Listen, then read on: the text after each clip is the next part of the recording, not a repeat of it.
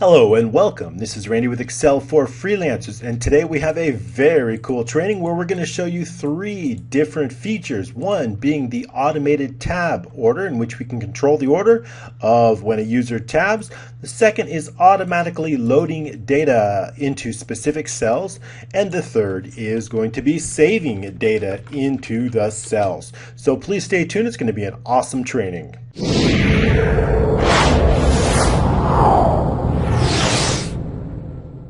And great to have you here. I think you're really going to enjoy the training today. I've put together three small features into one super packed training today. And first, let's go over, as we like to do, why. Why would we want these features? Okay, the first feature is the tab feature. And basically that lets us control the order in which we want a user to tab. Now, why is this important? Well, often we have a specific tab order that we want the user to go in, or we may want him to focus only on specific fields, specific cells for him to go through. So it's really nice, as with most software applications, there's a specific tab order. And we can set that tab order and we can control the user movement. And this can also save the user a whole lot of time. So even with cells protected, the Excel doesn't always automate the tab order in a way we would want them to do that. So by automating it, we can save the user a great lot of time and a good user experience. The next up is a load feature, and basically what the idea is that when we select information from a table below, it loads those details either into the table below or into another table. And one of the reasons we want to do this is we also want to often verify the information. We may not want them to select information within a specific table. We may not want them to change the information in a table, and we may want them to do it through the form itself. Once it's done through the form, we can verify information that it's accurate. We can set specific details, and we can also make sure that it gets in the right place. So by loading these details, it automatically loads it up, and that way the user can focus exactly on the cells above. And the next is to save it, and often we may not want the user to save directly in a table. It's like saving in directly in a database, but we want to use more of a form base. Now, Excel does have a form base where it's a pop-up form, but I like this feature because there's no form that needs to be popped up. There's no placement of the form, and we have a lot more control when we use our forms within the table itself as far as the look and feel. So we can do that simply by typing in, and then the notes appear down here. So if we were to select a different information and we change the email to Frankenstein, since it's Halloween, and then I think I spelled that wrong, but it's all right, don't hold me to that. And then we could just hit enter, and automatically the email is changed down here in the right row. So that is a great way to do that, and the reason we want to do that again is to simplify a user experience. So there's a lot of reasons we do this. I do that in a lot of my applications, in which I'll show you a little bit later on, so you can see what that might look like in a full-blown automation application. And so let's get to it. So how is this done? All right, let's go ahead and go through it one by one. The first we have here is the table selection. Now, we went over this in a training, how to highlight the select row, but I'll go over it real quick again. And as with most applications, I like to hide the data in usually the first two columns. So let's go ahead and unhide those. And then you'll see it. Let's go ahead and unhide those into columns A and B. Okay, and basically what I've done is on selection change in the code, I've put the row right here into B1. So that means when we select any item from this table, it's going to put whatever row that is in B17. And we can do that from VBA by going into the VBA model, Alt F11, or in the Developers tab under Visual Basic. And of course, if you don't have that Developer tab available, you can view it in Options. And then under the Customize ribbon, you can see the Developer right here. So make sure that's checked. Back into the Developers tab and the Visual Basic, we can look at our code. Now, we're focused on customers, okay? That is the sheet, so we're going to go into that sheet, into the VBA model here, okay? And we're focused right now on selection change, which is this one right here. Basically, selection change means that when we select, all we're doing is selecting. When we select, something happens, okay? And so what is it that we want to happen? Well, when we select any item within this table, we want the row to go here. That's all we're doing. That's all we're doing right now within the VBA code. So what we're saying is if not intersect E13, that's the first cell in our table, E13, okay? The last cell in our table, J26. If you're creating a table, make sure this goes to the last row. You can leave this as a high number if you like. Okay, is nothing. That means basically this is a double negative. If not is nothing. When you have a double negative, basically what it's saying in Excel is if there is a selection. Double negatives cancel each other out. So that means if there is a selection, that's how it translates, then do something. And what do we want to do? It's simple here. B1 equals the target row. Okay, this load customer, we're going to focus on that a little bit later on. But for this target row, okay, so putting that in the target row doesn't highlight the cells, right? However, when we add conditional formatting, it does. And into the conditional formatting we go, and I'm going quickly because this is all covered in a prior lesson, but I just wanted to show people that haven't seen that what's going on. If you want a more detailed, please check out our Excel for Freelancers where I go into a real detailed on this. Under the manage rules, and basically here we have edit rule, and we have saying if B1 is the row, I want it to color this color, and so I've given it a format. So that is how we do that. This particular one simply allows us to color alternating rows. Okay, you see how each one's blue, white, and that's all that does. When you get the download, you can check it out. Okay, so the idea that I want here is when I select a row, I want the information in that row to appear in the upper 6 fields. Okay, we have customer name, city, home phone number, address, email, and notes. I want all the information from what I select here to appear here. Okay, now how do I do that? So I've done that with another macro, and as you saw in the code, there's something called load macro. Now let's go into that. Okay, so we're going to go into form load, this module right here. Okay. And it's very, very simple. I've kept it simple. There are many ways to do this. Okay, there's many ways, but I've chosen a way that we lessen the code. So there's just a lessen the code. This stop code, I'm going to pause this, and I'm going to pause this reset code, and I'll go over that issue. That's not necessary. These are used to speed it up. Okay, and we'll go over that as well. But basically, all that's doing is stopping the calculations of the workbook and then continuing them. The main heart of the code is right here. So basically the idea is when we select on a row, we want to place the first name here. We want to place the address right in I3. We want to place the city in F6 and so on for all 6 of those fields. So that's what we want to do. Now I could write code that basically says something like, now we've defined the custom row. We know what row we're doing, right? We're working on row 17, so we know the row. So we know the row of the data, but how do we get this data up here? Okay, we can do that with some very simple code. And so here we've defined the row. We've dimensioned the row as long, okay, and then we've defined it in B row. So we know the customer row. But now what we have to do is basically we have to tell Excel, okay, for each of these columns, that means column, right? So for each of these columns, we got to go 1, 2, 3, 6. We need to put each one of those in the area here. And how do we do that? Okay, well, Excel's gonna have to go through all 6 columns, right? It's got to go through all 6. And now what columns are those? Okay, in Excel, right, Excel can use range E through J, but if we wanted to automate, in other words, if we want to use like a for next where it goes through column 5, 6, 7, 8, we want to go through all the columns as far as a numerical, we need to know what columns those are. So example E, if we type in column, right, what column is this? This is column 5, right? So basically, I'm going to drag this over. What I need to do is I need to tell Excel, okay, I need you to go through column 5 through 10, take each data and put it in here, 5 through 10, right? We know the row, right? So we can do that. If we know this is column 5, 6, 7, we can go ahead and mark each row. So let's go ahead and do that.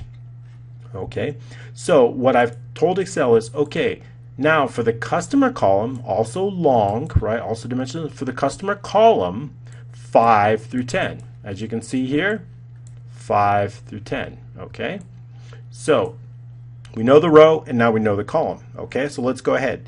Now the cell, now we need to know, okay, now we know where each one is, but where do we place this? Let's go ahead and unhide. And this is called mapping, data mapping. Okay, I'm going to unhide row 11. Okay, and what I've done here is I've mapped each one of these out. Okay, so that means when Excel gets to column 5, how do we know where the customer name is? Well, actually the customer name is in F3, right?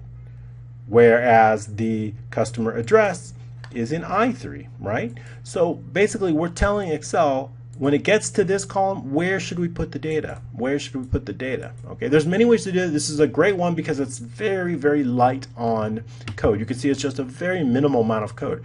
So basically I've put the information in cells and put it in. So okay, so that means, okay, when it gets to row 16, column 5, look here, find out where that data is supposed to go and put it here. Okay, so that's exactly what I've done in the code.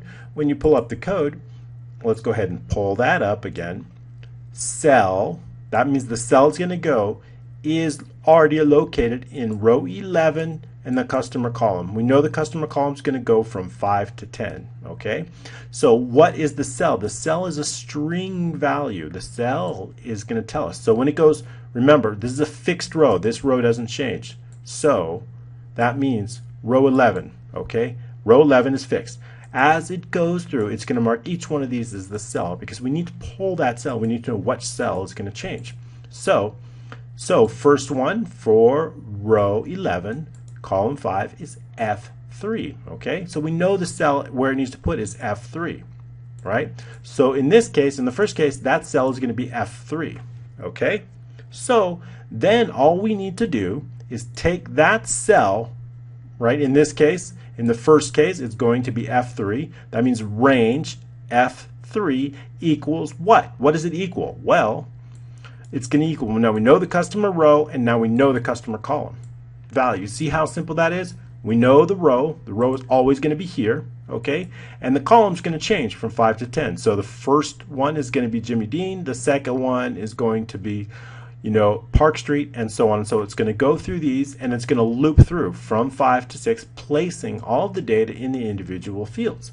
It's just that simple. It's very, very, very simple on code, right? And all I've done is, and let me go ahead and update that. So these simple these two lines of code is all we need to load that information. Okay, and it's a little bit slow. If you look, when you watch it, it's actually it's pretty fast now, but it can be pretty slow. I think we don't have calculation off. But what I've done is to make it even faster is use something called a stop code and reset code. And what that is two macros that I use a lot, and I've given you them today, and they're called code reset, and you can find them here. And basically, under stop code, right, all we've done is turn off the calculation. That means we don't want Excel to calculate anything while we're loading it, because generally every change that's made to a cell, Excel is going to calculate that workbook. And in this workbook, it's very small. We have, you know, almost no formulas. But in a workbook where you got a lot of formulas and a lot of data, it could be very slow. So turning off that calculation temporarily is very important. Also, screen updating, turning that off temporarily also speeds up Excel, and this is a huge time saver. Okay, so the only important thing we want to do is turn it back on once we're finished with running the macros. So we've used this code reset to turn it back on. Okay, back into our form load macro. So let's go ahead and activate those. So we've got stop code. That's gonna, so as we run through this code here, no calculations are going to be made. We don't need any calculations. And then once we're done, we're going to reset that. Okay, so now once we go back into the Excel workbook, you can see here, and it just loads real quick. All right. Now, also we have save. Okay. Now what I want to do is when I want to make a change here, I want it to save it. So if I type in here test notes 4, I want it to save right in that selected row. Okay. There, it's done. Okay, now how do we do that? We've done that also with mapping. Okay, now here's our table here, right? We know customer name is column 5. We know, again, that the address is column 6, right? We know that because we've got the columns right here. So how do we get, so we use what's called mapping. What I've done is mapping. And if you look on A and B here, I've done two things. And basically what I've said is, I tell the code, if there's a change here, if there's any change here, I want you to take this column and this row and change it. Remember, this is the row, it's going to stay fixed. But the column, we need to know if it's this. Remember, column 5 is a customer, so this row and this column, and make that change. Okay, so when we change this to Samsonite, boom, it changes right there, right here, Uma. So how do we know? We know it because we're making a change here in this column, and here's the cell. Okay, here is the column and here's the row. Now how do we do that through VBA? Let's go ahead and go back into the VBA, and again, it's very, very simple code. And let's go ahead and into the customer sheet. Okay, and we're focused on here on two different columns of data. Okay, one is F, right? We have 3 fields in column F. The second is we have 3 fields in column I, so we treat them as separate. Okay, now I've chosen column B to map to map I, okay, and column A, right, to map F. Okay, so we have different mapping. So I've written a code that says if there is any change from F3 to F9, then do something. Okay, so let's go ahead and take a look at that into the VBA model again. If there's a change, remember this one is worksheet change. Worksheet is not selection change. That means an actual change. When they make it, when there's a selection to these fields, nothing happens. But when there's a change, when they actually make a change to the data, we want something to happen. And what do we want to happen? Well, this range, F3 to F9, we went over that. What we want to do is I want to say, okay, I want you to make a change. And I'm going to go with cells. Okay, and when you're doing cells, right, cells, let's go ahead and type cells. Okay, the first thing that you need to do is the row. What is the row? And the second is the column. Okay, first is the row, second is the column. Remember, range, when you're doing range, it's different. It's the opposite. Okay, range is going to be generally the column first, right? And when you're using the reason we use range is where we're defining columns like A, B, C, right?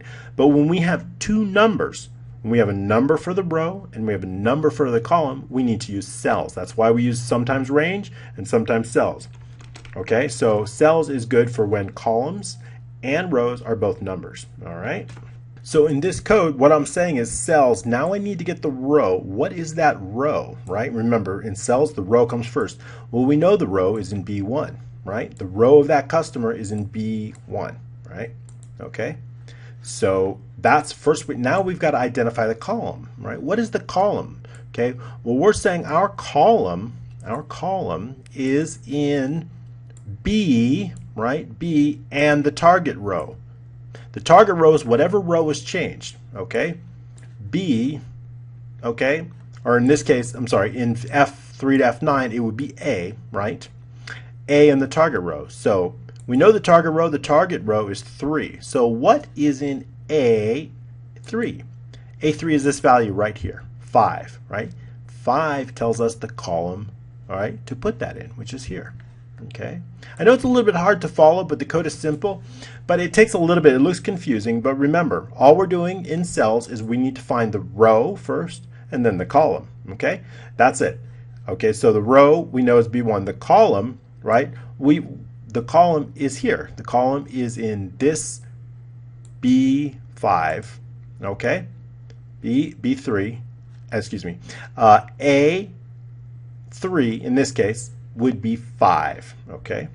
All right, so here, range, B and the target row, that's our column.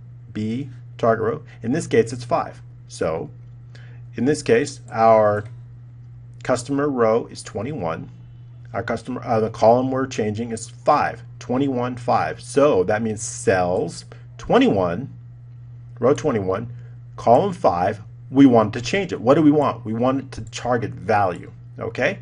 So that means when we make fretters, when we make a change, right? That means all of a sudden we want row 21, column 5, make a change. That's what we're telling Excel. Row 21, column 5, make a change. Boom. Row 21 right here, column 5, it made the change. So that's what we're doing. That's why we've set it up. So as we go through, in this case it would be column 7. In this case it would be column 9, right? Column 9 is here. Okay, let me go ahead and center these so it's very clear to you which column is which, and then we can delete those once we have that. Okay, so column 9. And then the second one is, okay, now if there's a change to I3 to I9, then use what's in column B. Okay, same idea, right? If we make a change to the notes, it's going to be, in this case, row 20, column 10. Column 10 is notes, right? So test friendly customer, boom. There it is, changed. So it's changed. So you see how simple that can be once we map it out. Once we map it out, we know what we're doing. Okay, and that is basically how to save information. That's really, I use that almost in every single application I develop. I use it in many different ways, and I'll show you a little bit later on. So that gives you a real idea of how powerful that can be, and that's only code. You see how little bit of a code is required. And the last of the features that I want to show you is that automated tab order, and this is a great feature. I didn't actually write the tab order, but I've modified it to use it to my needs, and let's go ahead and take a look at that. And basically all that is necessary in this is, it's a pretty good amount of code, but you can just copy and paste it. It's not so important that you know how every single feature works in this, but basically it's saying when a user presses tab, what do you want to do, right? When a user presses enter, what should we do? When you press tab, what should happen, right? And basically, we don't want this on, right? And so the next thing is we need to map out, okay, in the tab order, what is the tab order? We need to be able to set that. It's kind of a little bit cumbersome. It takes a little bit of time if you have a lot of fields. But basically, when you go through the code here, right, you're going to find this function here, get tab order, okay? And all we need to do is set the array, okay? And you need to put the cells in here in which you want the tab order to happen, okay? In our case, I don't want anything to happen if they've selected this, okay? I don't want anything to happen if we're down here. I only want our tab order to work if we're up here. So what I've done is I've started it out with an if statement, and I've basically said in that if statement that if the active row is less than 12, then get the tab order. Otherwise, you know, don't do anything. This is not so important here. This just helps you. I won't comment that out because it's not really used in this case, but it helps you if you want to use it for another function in which you don't want to use tab orders for a certain level of rows over or columns over. And so basically what I've done is I've set F3, then I3, then F6, I6. So this is the order I choose. And it's that simple. You put in that order and then it works just like that. So if I change this, to G3 right after, okay, let's go ahead and do that. If I put in G3 here, G3, okay, and then a comma, all right, and now we're in F3, it'll go right to G3, okay? So you see, and when you use Shift Tab, it goes right back, so it's really nice. It's a great feature, and I use that as well in many of my applications. So I think you're going to find that extremely useful and quite helpful. Now the other thing that it is with this, we basically have to turn this on and off, and we can do that through here, set on key. Okay, now we can do that throughout the application. If it's true, if this part is true, then it's going to work. If it's false, it's not. So for example, when we go to the customer sheets, you can see that I've set the on key to true. That means I want it to work. But what if you go to another sheet? You don't really want the tab order. Look, in this sheet we've got a tab order. That's not really going to help me, okay? We only want it specific to one sheet or a specific sheet. So what we want to do is we want to turn it off, okay, when we're leaving that sheet. We can do that in VBA as well, simply by on the worksheet deactivate here, we can set the on key to false, okay, and that's all we have to do, okay. And now once it's set to false, we go into let's leave this, go into sheet 1, and now we can see we've got our standard Excel tab order. And now if there's an example you want it to do a different thing, like let's say I have multiple sheets and I want a specific tab order on one sheet and I want another tab order on another sheet. There's a lot of things. All we need to do is test for a sheet name. So we could do something like under tab macros, we can go down here, we could do something like if active sheet name, we could do active sheet dot name equals customers. Let's get my typing down. Equals customers. Then, right, you could do that, right, and surrounded by an F. That way it's also only going to work on a specific customer. And so you might want to have this tab order for this sheet, and you might want to copy and paste it and have a different tab order for another sheet. So using this if active sheet name equals, and that kind of sets it so it only works for a specific sheet, and that's really helpful. So you could do it if it only works for a specific sheet, if the active cell or active row is above a certain level or below a certain level. So you can put in specific if then features that will only make it work for certain sections, certain sheets. So it's really, really helpful. And another one is, let's go ahead and open a new workbook. I want to show you one more. Let's go ahead and open the new workbook. And you see, here we are in a new workbook, and the tab is also, we don't really want that, right? Not in a new workbook. So we can change that on workbook deactivate. Okay, when we go into workbook, okay, and we deactivate this, let's go ahead and select workbook, right? And that means when the workbook is deactivated, what do we want to happen? I want to set that on key to false. Set on key to false, okay? And so now when we deactivate it, the tab order is going to be normal, okay?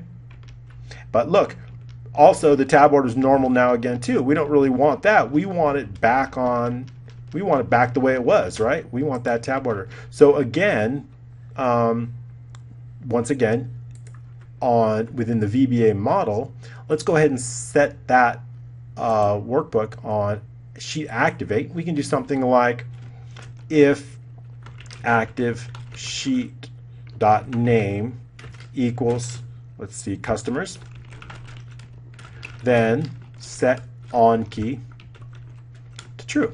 Okay, that way, let's see, hopefully I got that right.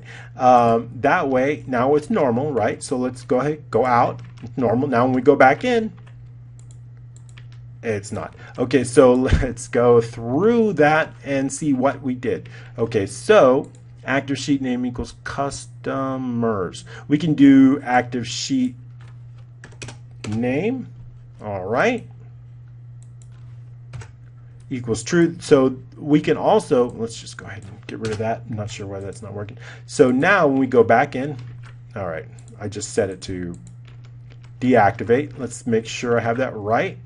Workbook sheet activate. Let's see, we don't want sheet activate, we want activate. There we go, activate. Workbook, not the sheet activate, activate. Okay, get rid of that. Workbook activate, all right.